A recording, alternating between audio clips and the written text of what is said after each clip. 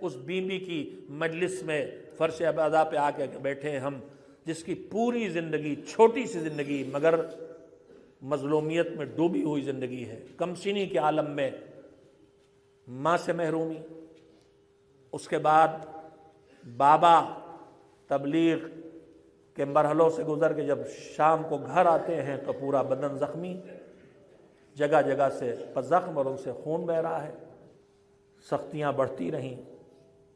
وہ منزل بھی آئی وفات پیغمبر کے بعد، بہت تھوڑی سی مدت گزری ہے کہ وہ بدترین ظلم ہوا در و دیوار کے درمیان۔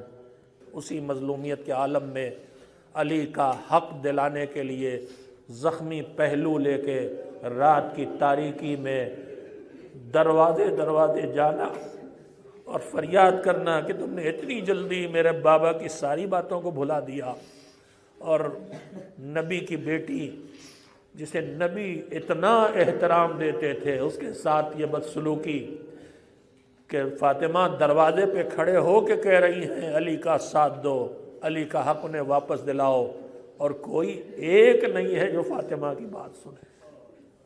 ان جسمانی اذیتوں سے زیادہ تکلیف دہ وہ ذہنی مرحلے ہیں، وہ ذہنی اذیتیں ہیں، نفسیاتی مصیبتیں ہیں جو بی بی کو اٹھانا پڑی۔ انہی مصیبتوں کو سمیٹ کے تو کہا تھا صبت علیہ مصائب الانہا صبت علیہ مسرن لیالیا۔ یہ کوئی مبالغہ نہیں تھا، بابا کی شہادت کے بعد اتنی مصیبتیں مجھ پر پڑی ہیں کہ دنوں پہ پڑتی تو راتوں سے بدل جاتے۔ عزیزو، اس مظلومہ کے مسلسل آپ تذکرے سن رہے ہیں۔ انہی مشکلوں میں سے ایک مشکل یہ ہے کہ دل کھول کے اپنے بابا کو رو بھی نہیں سکتی، پابندی لگا دی گئی۔ ان سے کہو دن میں روئیں یا رات میں روئیں۔ مجبور ہو کے علی نے رونے کے لیے ایک جگہ بنائی بیت الحزن کے نام سے جو جانی جاتی تھی، اور اب اس کے نشانات بھی ختم ہو گئے۔ بیت الحزن مدینہ منورہ میں اس وقت آبادی سے باہر کا ایک حصہ تھا، وہ آبادی کا حصہ بن چکا ہے اور وہ نشانات بھی مٹ گئے۔ لیکن پہلی بار جب میں حج کرنے کے لیے گیا تھا جوانی کی عمر میں تو بیت الحزن کے نشانات موجود تھے اور مقامی مومنین کی مدد سے وہاں تک گیا تھا۔ میرے عزیزو، مجھ پر وہاں ایک کیفیت گزری تھی جب میں روضہ پیغمبر سے زیارت کر کے بیت الحزن کے لیے چلا۔ وہیں پہ حجرہ حضرت زہرا بھی ہے، اور بی بی کی ایک مظلومیت یہ بھی ہے کہ یہ تک نہیں معلوم ہے کہ ان کی قبر کہاں ہے۔ جانے والا بے چین ہو کے کبھی حجرے کی طرف رک کر کے زیارت پڑتا ہے، کبھی پیغمبر کی قبر اور منبر کے درمیان پیغمبر کے اس ارشاد کی روشنی میں کہ یہ جگہ جنت کے باغوں میں سے ایک باغ ہے، وہاں کھڑے ہو کے آنسو بہا لیتا ہے۔ اور کبھی جنت البقیع کے اجڑے ہوئے قبرستان میں پتھروں کے پاس کھڑے ہو کے اس امید میں زیارت پڑتا ہے کہ شاید اپنے بچوں کے ساتھ ماں بھی یہی آرام کر رہی ہے۔ حجرہ زہرا وہی ہے جہاں قبر نبی ہے۔ بیت الحزن کے لیے جب وہ مومن مجھے لے کے چلے، جنت البقیع کے کنارے کنارے چلتے رہے، جنت البقیع کا قبرستان ختم ہوا اور اس کے بعد اور کافی دور گئے، تب بیت الحزن تک پہنچے۔ وہاں پہنچ کے اس وقت وہ ویرانہی کی کیفیت تھی، آبادی نہیں تھی۔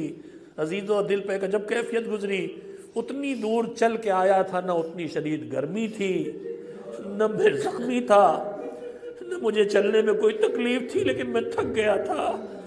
میں بیٹھ کے بڑی دیر تک روتا رہا، یہی سوچ کے کہ آئے میری شہزادی، پہلو شکستہ، پسلیاں ٹوٹی ہوئی، جن میں ایک ذرا سے حرکت اور جنبش بھی اذیت دیتی ہے۔ ننھے ننھے 4 بچے، کس کو گود میں لیتی تھی، کس کو کمر پہ بٹھاتی تھی، کس کی انگلیاں تھامتی تھی، اور کیسے روزانہ یہاں چل کے آتی تھی۔ حج کو مل اللہ کہ مظلومیت کے نہ جانے کتنے پہلو ہیں۔ مصیبتوں کے وہ دن ختم ہوئے۔ اسما بنت امیس سے کہہ کے حجرے میں کہیں آواز آنا بند ہو تو سمجھ لینا تمہاری فاطمہ اب دنیا میں نہیں ہے۔ اسما صبر کر کے بیٹھ رہی، سکوت چھایا ہوا ہے، ننھے ننھے بچے گھر میں داخل ہوئے۔ اسما نے عجیب و غریب بات کہی، آؤ بچوں کھانا کھاؤ۔ حیرت سے دیکھا، کبھی اماں کے بغیر بھی ہم نے کھانا کھایا ہے۔ صبر کا باندھ ٹوٹ گیا، اماں اب اس دنیا میں نہیں ہے۔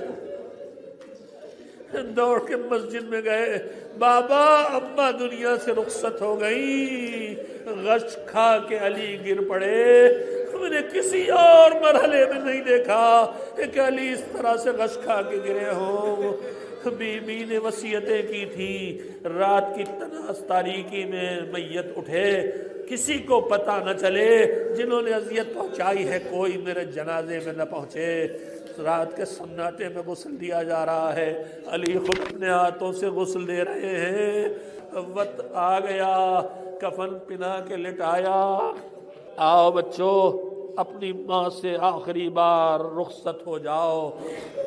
چھوٹے چھوٹے سب بچے ہیں، آگے بڑھے۔ امام حسن مجتبی اماں کے سرانے آئے، اماں خدا حافظ۔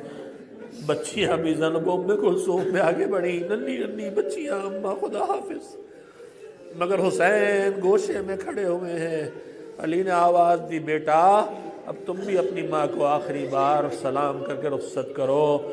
حسین آگے بڑھے، مگر اماں کے سرانے نہیں آئے، پائیں آ کے بیٹھ گئے۔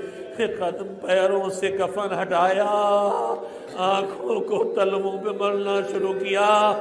اماں ایک مرتبہ آخری بار اور کلیجے سے لگا کے رخصت کر دو، بند کفن ٹوٹے، آ جا میرے لال۔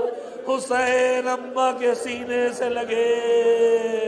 علی نے بڑھ کے ننھے سے بچے کو ماں سے جدا کیا، ننھے سے بچے کو الگ کر کے تابوت اٹھا۔ رات کی تاریکی میں ماں کا جنازہ اٹھ رہا ہے، بیٹیاں رونق ہوتی ہے جنازے کی، مگر ہائے رے مظلومی، یہ بیٹیاں جی کھول کے رو بھی نہیں سکتی، صدائے گریا دور تک چلی جائے گی۔ سسکیوں کے درمیان فاطمہ کا جنازہ سب کے سناٹے میں اٹھا۔ واہ فاطمہ، واہ محمدہ۔